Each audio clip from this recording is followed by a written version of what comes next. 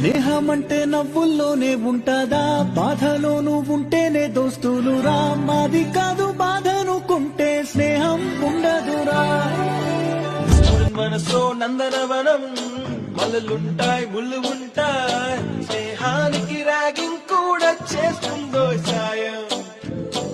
ఆడిపోనిది స్నేహం ఒకటే, విడిపోనిది నీడ ఒకటే, అద్దంటూ లేనిది ఫ్రెండ్షిప్ ఒకటే.